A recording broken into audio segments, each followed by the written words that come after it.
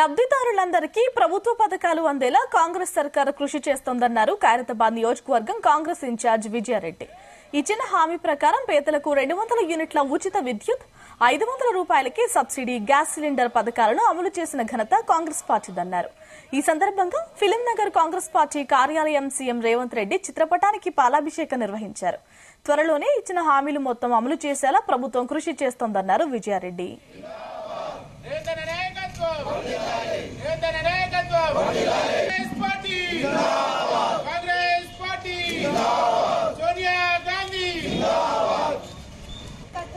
మన ప్రియతమ నాయకుడు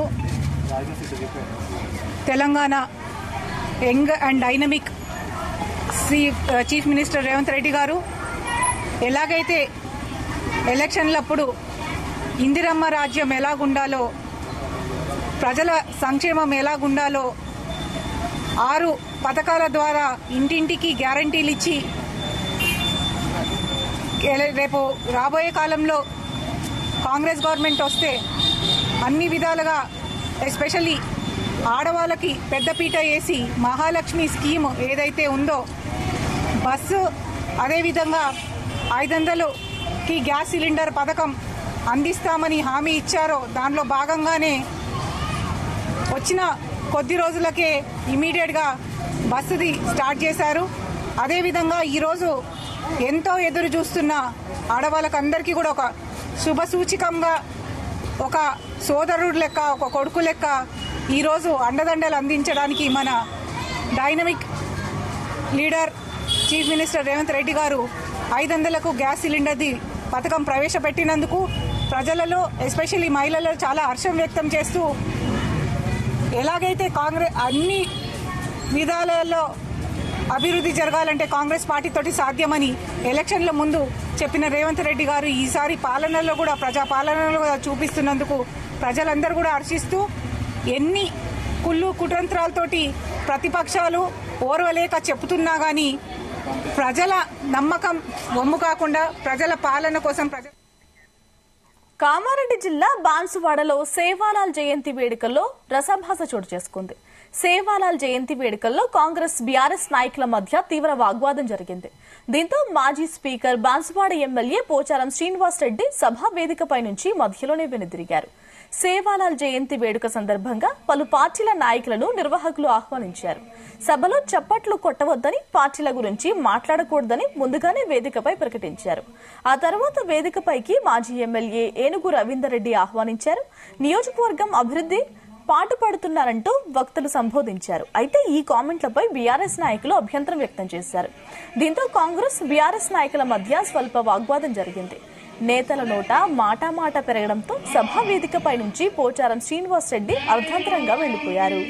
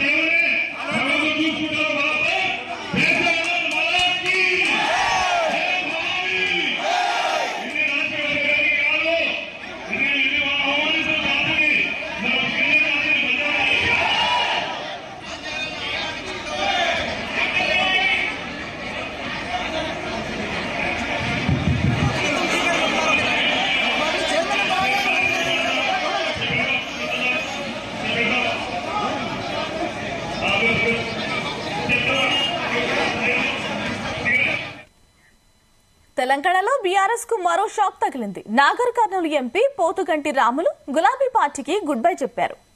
తన తనయుడు భరత్తో కలిసి రాములు కమలం పార్టీలో చేరనున్నారు. గురువారం ఢిల్లీలో బీజేపీ పెద్దల సమక్షంలో కాషాయ తీర్థం పుచ్చుకోబోతున్నారు రాములు.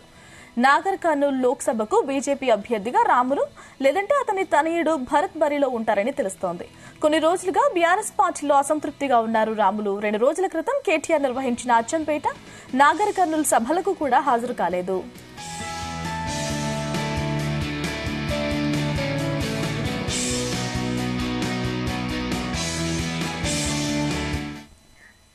మంత్రి పొన్నం ప్రభాకర్ పై కరీంనగర్ ఎంపీ బండి సంజయ్ చేసిన వ్యాఖ్యలను తీవ్రంగా ఖండించారు కాంగ్రెస్ నేత గజ్జల కాంతం. కరీంనగర్ డీసీసీ కార్యాలయంలో మీడియా సమావేశం ఏర్పాటు చేశారు. బండి సంజయ్ చేసిన వ్యాఖ్యలను వెంటనే ఉపసంహరించుకుని క్షమాపణలు చెప్పాలంటూ డిమాండ్ చేశారు. లేకపోతే తీవ్ర పరిణామాలు ఎదుర్కోవాల్సి వస్తుందంటూ హెచ్చరించారు.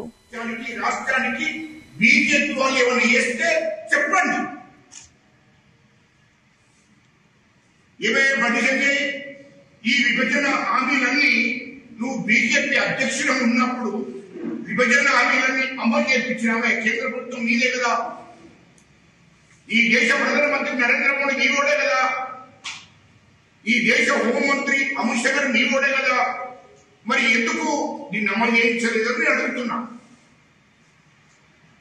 ఒక్కటన్నా అమలు చేయించరావే హామీలన్నీ? ఏదైనా ఒక్కటి అమలు చేపిస్తే చెప్పండి. బీజేపీ రాష్ట్ర అధ్యక్షుడిగా ఉన్నప్పుడు ఈ రాష్ట్రానికి ఎన్ని నిధులు పట్టుకొచ్చావు? దేశ ప్రధానమంత్రితో మాట్లాడి, పార్లమెంట్ లో మాట్లాడి ఎన్ని నిధులు పట్టుకొచ్చావో చెప్పు. ఒక్క రూపాయి లేదే. నువ్వు మాట్లాడే అర్హత నీకుందావే? మా మంత్రి గారిని, మా పొన్నం ప్రభాకర్ గారిని ఏం మాట్లాడతావే? నాకు అర్థం కాదు. పోనీ కరీంనగర్ పార్లమెంట్ లో నువ్వు ఎంపీగా నిలబడ్డావు. యువత రాముడి పేరు ఎప్పుడు రెచ్చగొట్టిన కాబట్టి యువత నీకు ఓట్లేసింది, గెలిపించిన నీవు కరీంనగర్ పార్లమెంట్ కు ఎన్ని వేల కోట్లు తెచ్చావు? ఏ ప్రభుత్వం ఉన్నా రేపు పొద్దున ఇక్కడ కూర్చున్న వాళ్ళు ఎవరు ఎంపీ అయినా వచ్చే నెలలు వస్తాయి. మా విలేకరులకెళ్ళి ఒక్కరు కూడా కరీంనగర్ ఎంపీ అయినా యథావిధి వచ్చే నిధులే అని ఎవరైనా అవే వస్తున్నాయి. అది కాంగ్రెస్ ప్రభుత్వమా, ఎన్డీఏ ప్రభుత్వమా, లేకుంటే యూపీఏ ప్రభుత్వమా, లేకుంటే ఇంకో ప్రభుత్వమా, ఏ ప్రభుత్వం వచ్చిన కేంద్రంలో వచ్చే నిధులు వస్తూనే ఉంటాయి. మీరు ఈ రాష్ట్రానికి, ఈ దేశానికి, రాష్ట్రానికి బీజేపీ వాళ్ళు.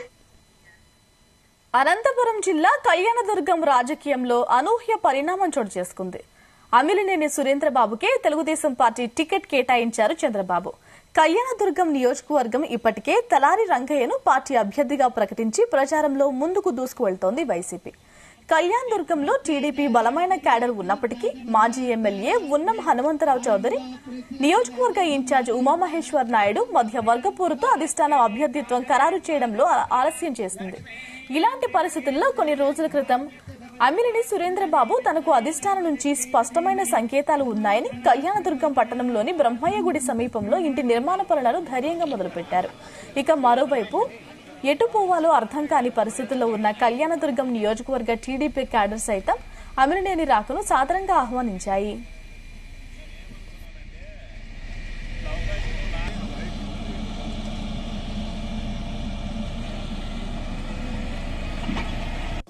అయితే శ్రీ నారా చంద్రబాబు నాయుడు గారు కళ్యాణదుర్గం నియోజకవర్గం నుంచి అమిలినేని సురేంద్రబాబు గారి అభ్యర్థిత్వాన్ని ఖరారు చేసి ఖరారు చేసుకున్నట్టు మాకు సంకేతాలు ఇవ్వడం జరిగింది.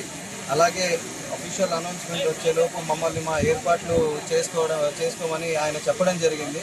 దానిలో భాగంగానే మేము ఇక్కడ ఒక ఆఫీసు కార్యాలయము అలాగే ఒక స్థిర నివాసము నిర్మించుకోవాలనేసి ఇక్కడ ఇవాళ భూమి పూజ చేయడం జరిగింది.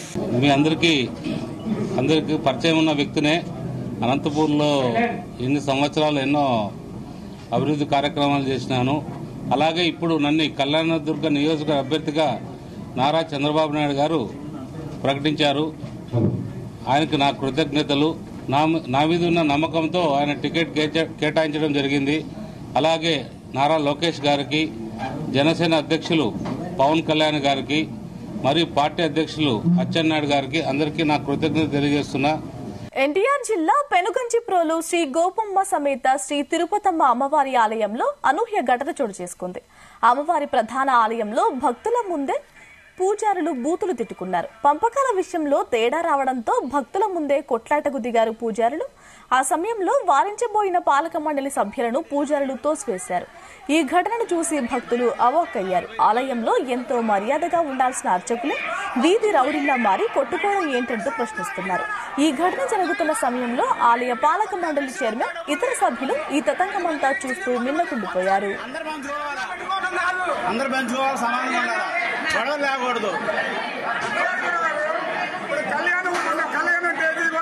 తెలుసా, డబ్బులు చేయించుకుండు ఆ రోజు నాది డ్యూటీ.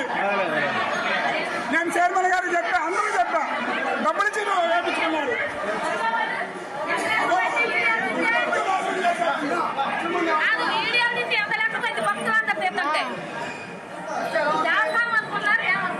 ఏదేమైనా అమ్మవారు ఏం చెప్పేది అని మరి ఏం ఉంటే పక్కన నుండి మాట్లాడుకోవాలా అంతే. దేవస్థానంలో 10 మంది వచ్చిపోయేది 100 మంది 50 మంది వస్తుంటారు. అట్లా మాట్లాడితే బాగుంటుందా పద్ధతిగా? ఏదన్నా మీకుంటే. ప్రజా విశ్వాసాన్ని జగన్ ప్రభుత్వం కోల్పోయిందన్నారు తెలుగుదేశం పార్టీ మాజీ ఎమ్మెల్యే దుళ్లిపాళ్ల నరేంద్ర. జనసేన టీడీపీ సమన్వయంతో భారీ మెజారిటీతో టీడీపీ గెలుస్తుందన్నారు. వైసీపీ ఎమ్మెల్యేలు కులాలు మతాల మధ్య విద్వేషాలు రెచ్చగొట్టి రాజకీయంగా లబ్ది పొందాలని చూస్తున్నారని విమర్శించారు. ఈ నెల 20న టీడీపీ ఆధ్వర్యంలో నిర్వహించిన ప్రజా ఛార్జ్ షీట్ పై సమాధానం ఇవ్వలేక కిలారి రోసయ్య కుల మతాలను రెచ్చగొట్టి రాజకీయంగా పబ్బం గడుపుకోవడానికి కుట్ర పన్నారని ఆరోపించారు. లీగల్ నోటీసులు ఇచ్చామని, కిలారి స్పందనను బట్టి తదుపరి చర్యలు తీసుకుంటామన్నారు ధూళిపాళ్ల.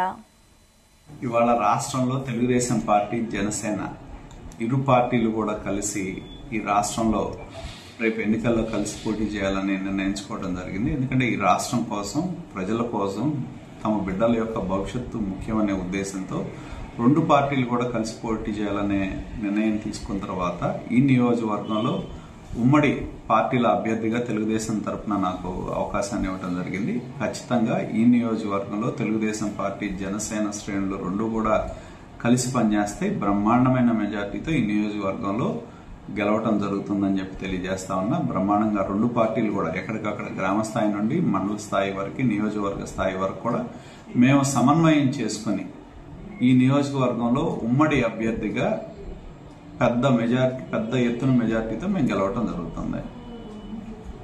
సార్, కొంతమంది సీనియర్ అభ్యర్థులకు టీడీపీ సీట్లు ఇవ్వలేదు కాబట్టి పార్టీలో అసంతృప్తి ఎలా ఉండబోతుంది? అంటే ముఖ్యంగా మనం ఆలోచించాల్సిన పరిస్థితి వస్తే కొన్ని చోట్ల మరి ఎందుకంటే మారిన నేపథ్యం కానివ్వండి, లేకపోతే అక్కడ ఉన్న కులాల సమీకరణ వల్ల కానివ్వండి, లేదా ఇరు పార్టీల వల్ల పొత్తు వల్ల కొంతమంది సీనియర్లకి అవకాశం కలగలేదు. దాని నేపథ్యంలో చంద్రబాబు నాయుడు గారు స్పష్టంగా వారిని పిలిచి మాట్లాడుతూ ఉన్నారు. మొట్టమొదటిసారి తెలుగుదేశం పార్టీ ఇన్ని సంవత్సరాల చరిత్రలో ఒకేసారి దాదాపు 94. నెల్లూరు జన సైనికులు, జిల్లా స్థాయి నేతలు జనసేన పార్టీ కార్యాలయం వద్ద ఆందోళనకు దిగారు. నెల్లూరు జిల్లాలో జనసేన పార్టీకి 1 సీటైనా కేటాయించాలంటూ డిమాండ్ చేశారు. దీనిని జనసేన అధినేత పవన్ కళ్యాణ్ దృష్టికి తీసుకువెళ్తామన్నారు జిల్లా జనసేన పార్టీ అధ్యక్షుడు చెన్నారెడ్డి మణిక్రాంత్ రెడ్డి. నెల్లూరు టికెట్ జనసేనకు కేటాయిస్తారని అనుకున్నామని ఆవేదన వ్యక్తం చేశారు. 1.5 సంవత్సరం నుంచి జనసేన పార్టీని ఇంటింటికి తిరిగి తీసుకువెళ్లామన్నారు. టీడీపీ జనసేన పొత్తులో భాగంగా టీడీపీ టికెట్ కి కేటాయించడంపై తీవ్ర నిరాశకు లోనయ్యారు జన సైనికులు.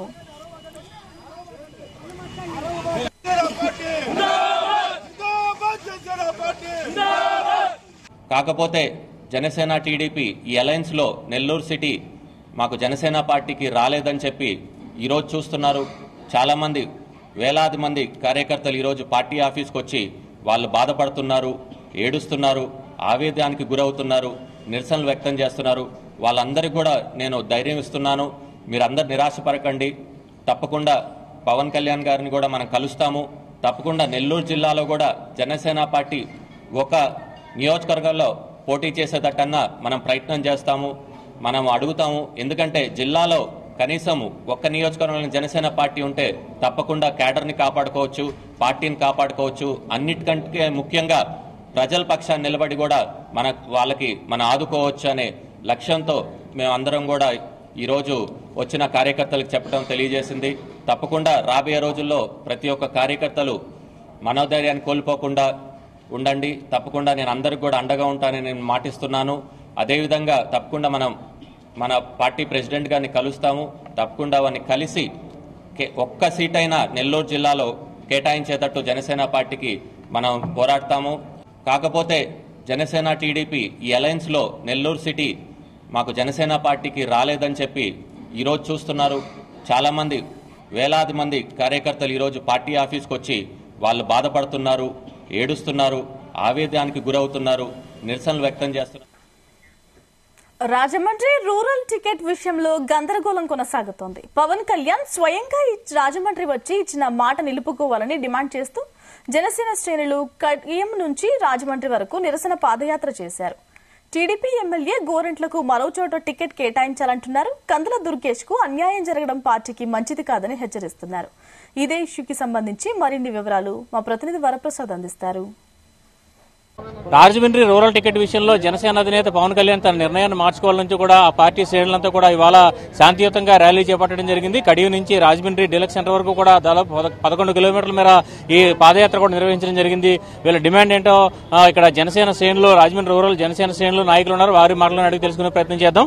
చెప్పండి, మీరు రాజమండ్రి రూరల్ టికెట్ విషయంలో మీరు ఏం డిమాండ్ చేస్తున్నారు?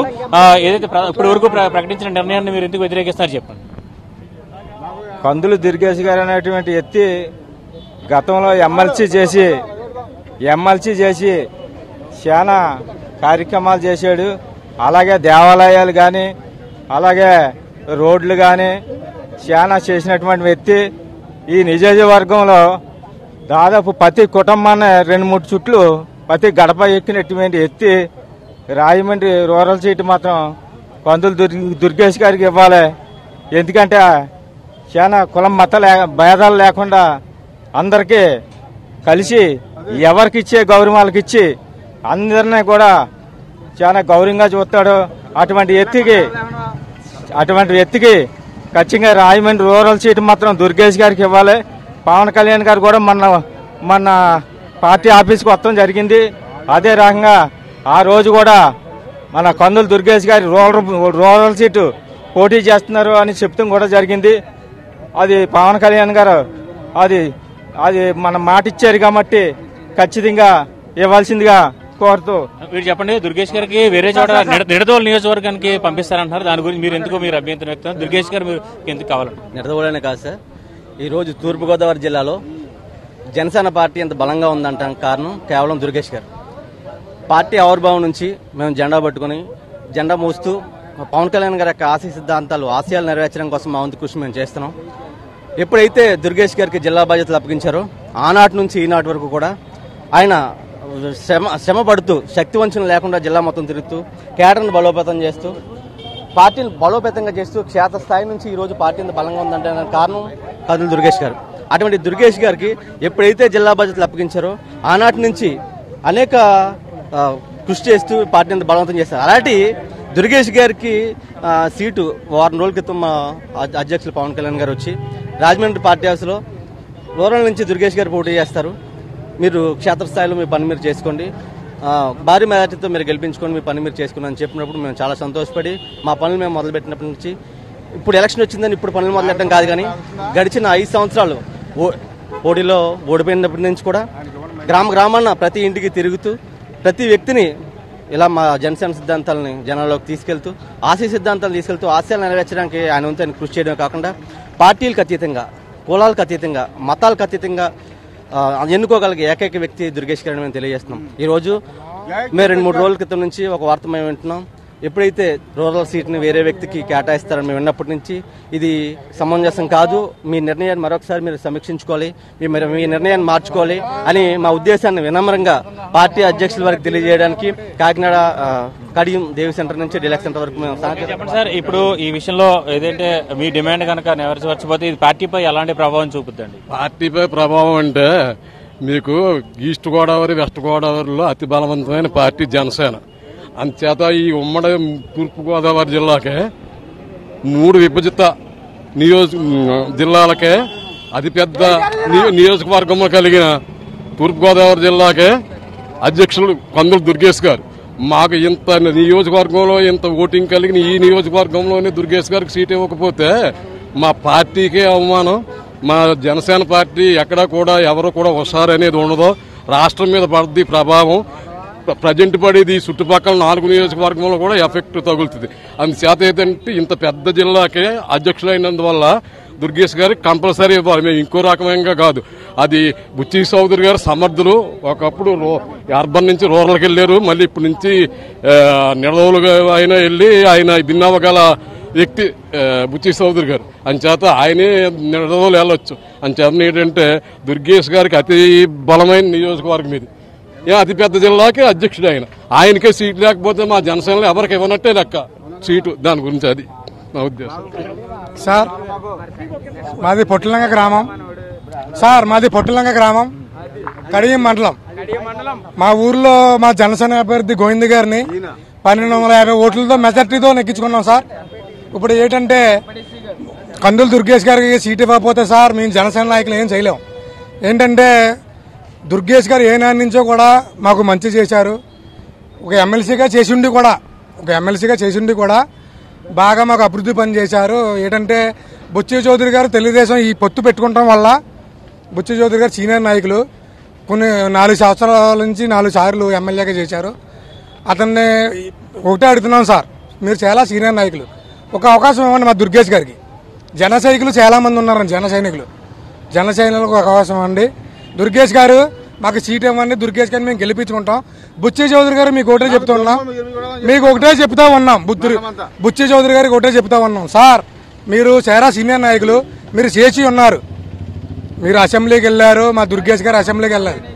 ఇలాంటివి ఏంటంటే సార్ మాకు దుర్గేష్ గారికి సీట్ ఇవ్వండి. పవన్ కళ్యాణ్ కూడా ఒకటి చెప్తున్నాం సార్ మీరు మొన్న రాజమండ్రి వచ్చారు, ప్రకటించారు సీటు. ఎన్నో ప్రకటించిన సీటే మళ్ళీ సీనియర్ నాయకులను బట్టి నమ్మొద్దు సార్. మేము అందరం కూడా ఒకటే కోరుకుంటున్నాం సార్, మా దుర్గేష్ గారి సీట్ ఏమన్నా మేము గెలిపించుకుంటాం సార్. ఇది పరిస్థితి. అయితే ఇచ్చిన మాట తప్పకూడదు. ఏదైతే రాజమండ్రిలో ప్రకటించిన విధంగా రూరల్ టికెట్ ని ఖచ్చితంగా కందులు దుర్గేష్ ఇవ్వాలి. ఇప్పుడు ఎందుకంటే ఉమ్మడి జిల్లాను కూడా పూర్తిగా జనసేన పార్టీని బలంగా నడిపించి అదేవిధంగా రాష్ట్ర స్థాయిలోనూ కూడా 3వ స్థానంలో ఉన్న పవన్ కళ్యాణ్, నాదెండ్ల మనోహర్ తర్వాత స్థానంలో ఉన్న కందులు దుర్గేష్ కి టికెట్ లేకపోతే ఎలా అని చెప్పి కూడా ఇక్కడ జనసేన నాయకులంతా కూడా ప్రశ్నిస్తున్నారు. అదేవిధంగా గోరంట్లు కూడా గతంలో సమర్థవంతమైన నాయకుడు, గతంలో నియోజకవర్గాలు మారారు, నియోజకవర్గంతో మారడం వచ్చే గోరంట్లే మారాలి తప్ప దుర్గేష్ ను మాత్రం ఎటు పరిస్థితుల్లో కూడా ఈ ఏదైతే రాజమండ్రి రూరల్ నుంచి కూడా పోటీ చేయించాలని చెప్పి కూడా జనసేన అధినేత పవన్ కళ్యాణ్ కు ఇక్కడ నాయకులు, కార్యకర్తలు కూడా డిమాండ్ వినిపించిన పరిస్థితి ఇక్కడ ఉంది. Over to studio.